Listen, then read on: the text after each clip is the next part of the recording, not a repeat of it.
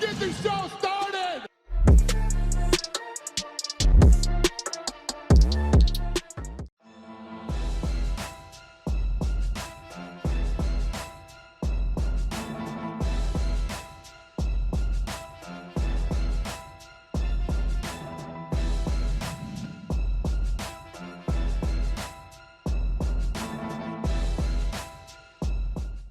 Jon Jones has taken a plea deal in his domestic battery case in Nevada and will serve no jail time, according to online court records.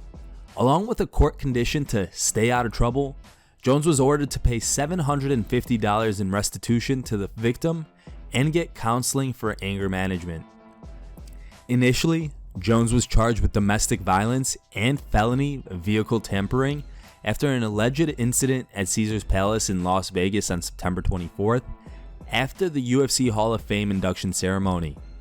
The former UFC champ has a lengthy rap sheet that includes a 2012 DUI conviction, a 2015 hit and run conviction, a 2019 battery conviction at a strip club, and a 2020 DWI conviction, as well as failed drug tests in 2015, 2016, and 2017.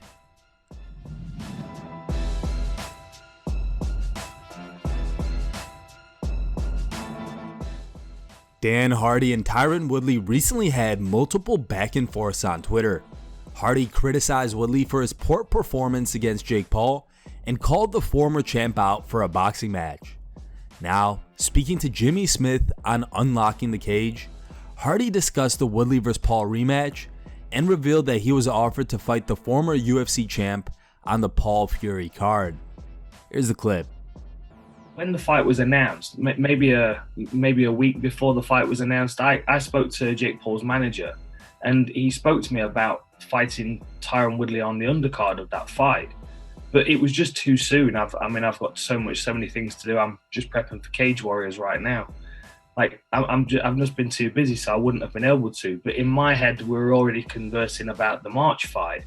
So I think maybe that's when Tyron went quiet on the side of the promoter that I'm speaking to, the fight that we're trying to get going in March. So I think maybe he was just kept in reserve. I think they maybe expected something to happen like this, and they kept Tyron in the wings just to step in. And of course, dangling a big payday and a rematch in front of him, of course he's going to jump at it. So, I mean, I'm happy for him. I'm glad he's got the rematch. I hope he pulls the trigger this time, because I think he can knock Jake Paul out if he does.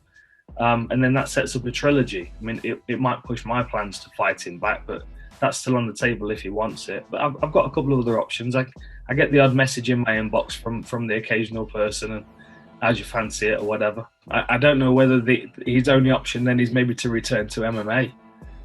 I honestly don't know. I mean, I wouldn't mind seeing him fight Mike Perry on that Triller Triangle thing they were doing, the Doritagon, I've been calling it.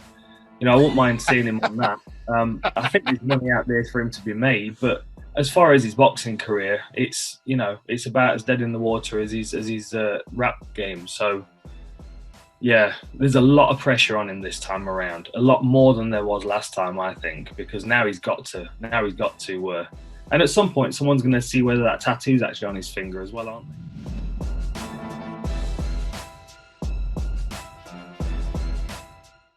With Dustin Poirier's lightweight career now in limbo, Colby Covington is doing his best to persuade Poirier to move up a weight class and fight him at 170 pounds. During a recent interview with the Schmo, Covington went back to the drawing board and decided to attempt to set a fire under Dustin by insulting his family. Here's what he said.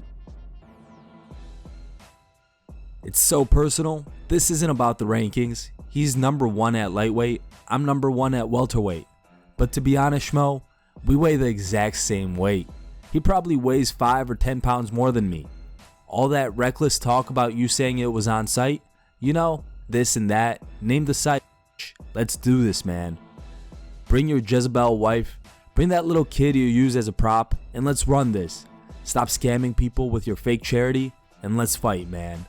So Dustin, you're a coward, your wife is a hoe, and she has fake hits on her chest, and you're a piece of father." Link to the Schmo's full interview with Colby Covington can be found in our video description. What do you guys think of these comments from Covington towards Poirier and his family? Do you think Colby crossed the line? Let us know in the comments section.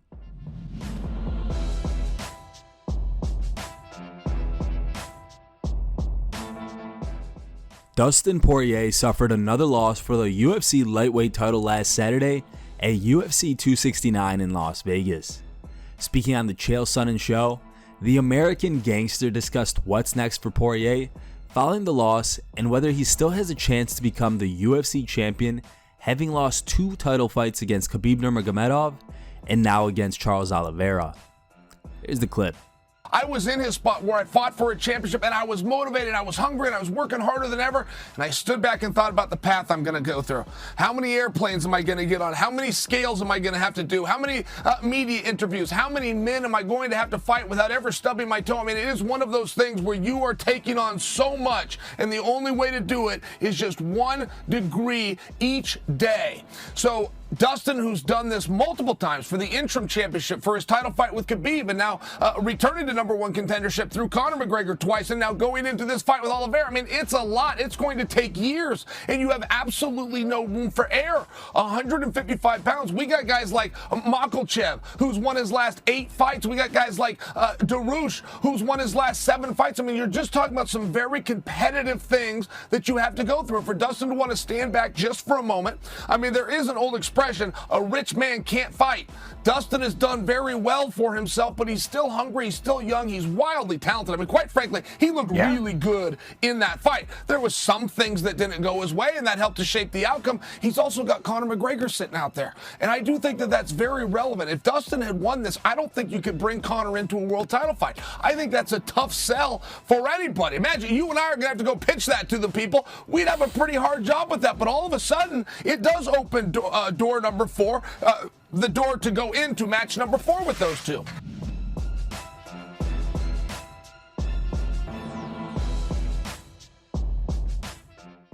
Jake Paul said on Thursday that there is a 100% chance he will one day compete in MMA.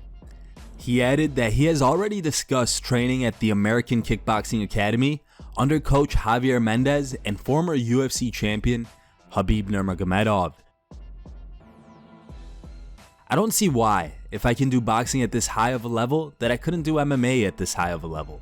I'm going to go get coached up by Jav Mendez, Team Khabib. That's that. They're down 100%. Shortly after, Woodley spoke to ESPN's Mark Raimondi and reacted to Jake Paul's interest in MMA and called him out for a fight in mixed martial arts. Here's the clip. Tyron, Jake said that he would do MMA, that he would fight in MMA. Do you believe? Let's do it then. If you want to make a bet, let's make a bet. You want to fight MMA, come and fight me. You know what I mean? I came to boxing. I went up weight class and a half. Coming to MMA, we fight at middleweight, and you'll really see what it is. Maybe the trilogy in MMA, 2 boxing. I mean, I don't care. I just want to keep beating him up. For me, it's always been the same. Like, I can't really speak on what he's doing, his mindset, but I know he cares too much, and his pride can get him in trouble, and it's going to do so on Saturday. Thank you guys for watching. If you liked the video, please leave a like and subscribe to our channel to keep up with the latest MMA news.